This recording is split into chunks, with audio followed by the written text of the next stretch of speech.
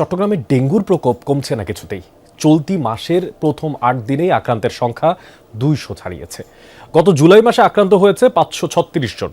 রোগীর চাপ বাড়ায় হাসপাতাল অর্থাৎ চট্টগ্রাম মেডিকেল কলেজ হাসপাতালে বাড়ানো হয়েছে শয্যা সংখ্যা। আর চট্টগ্রাম ছাড়াও আশেপাশের জেলা থেকে আসছে আক্রান্ত অনেকেই।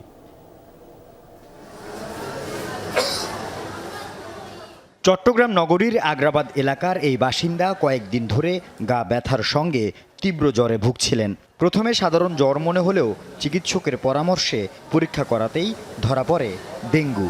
অবস্থার অবনতি হওয়ায় ভর্তি হন হাসপাতালে। 104-5 জ্বর কমে না, ওষুধ খাওয়ার পরে করার পরে লাস্টে হচ্ছে যে তৃতীয় দিনের মাথায় হচ্ছে যে পেটে ব্যথা শুরু হয়। যে 3 দিন পরে তার জ্বর 4-এ চলে আসে, কিন্তু প্রচণ্ড পেটে ব্যথা হওয়ার কারণে দেখি আর সহ্য হচ্ছে না সারা রাত। আমি এলজিন ইঞ্জেকশন দিয়েছি ডাক্তারের মাধ্যমে, কিন্তু তাতেও কমছে না। তখন আমি এটা মেডিকেলে নিয়ে আসি। চট্টগ্রামে বর্ষা মৌসুমে অর্থাৎ জুলাইয়ের শুরু থেকে আশঙ্কাজনক হারে বাড়তে থাকে ডেঙ্গুর প্রকোপ অব্যাহত আছে এখনও। চলতি আগস্ট মাসের গত ৮ দিনেই আক্রান্তের সংখ্যা ছাড়িয়েছে ২০০ শতাধিক। গত জুলাইয়ে এক মাসে আক্রান্ত হয়েছে ৫৩৬ জন।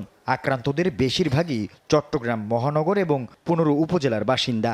ডিউটি করতে পারে না, মানে জ্বর নিয়ে কাফি আসছে। আসার পরে আমরা সিএসসিআরে নিছি ক্লিনিকে, ওখানে নিয়ে পরীক্ষা করছি, ডেঙ্গু ধরা খাইছে। অবস্থা অনেক খারাপ হয়ে গেছে। আমার ফিতে তলেতে পাথর হয়ে গেছে, প্লাস ওই এখানে এনজাইমে পানি হয়ে গেছে। তারপর আমার ফ্লাটিলিটার একদম কমে গেছে। আমি নাকি দিতেছি না, ফুসুতিতে মারতেছে 5 দিন ধরে, অনেক কষ্ট। আবার ডাক্তার দেখাচ্ছি। সাধারণ জ্বরকেও অবহেলা না করে দ্রুত পরীক্ষা করানোর পাশাপাশি বিশেষজ্ঞের পরামর্শ নেয়ার কথা বলছেন চিকিৎসকরা।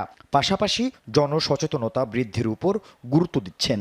সিভিয়ার ডেঙ্গি আসলেও আমাদের আইসিইউর সাথে একটা গুড কোলাবোরেশনের মাধ্যমে আমরা ওদেরকে ওখানে ম্যানেজমেন্ট করছি এবং প্রায়োরিটি বেসিসে আমরা আইসিইউ সাপোর্টটা ওদের কাছ থেকে আমরা নিচ্ছি এবং আমরা ওদেরকে জন্য ডেডিকেটেড একটা আইসিইউ এরিয়া করে রেখেছি, যাতে আমরা খারাপ পেশেন্ট আসলে ওখানে ম্যানেজমেন্ট করতে পারি।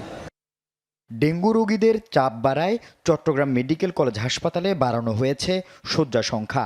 পাশাপাশি গুরুতর রোগীদের জন্য প্রস্তুত রাখা হয়েছে আইসিইউ। কারো নাক দিয়ে, মুখ দিয়ে, পায়খানা প্রস্রাবের রাস্তা দিয়ে রক্ত যাচ্ছে, অথবা কারো প্লাজমা লিকেজ হচ্ছে, পেটের মধ্যে পানি এসে যাচ্ছে, শ্বাসকষ্ট হচ্ছে, প্রেশার কমে যাচ্ছে, পালস বেড়ে যাচ্ছে, রেসপিরেটরি রেট বেড়েছে। এই রোগীগুলোকে আমরা ভর্তি দিব। আল আমিন শিকদার, যমুনা নিউজ, চট্টগ্রাম।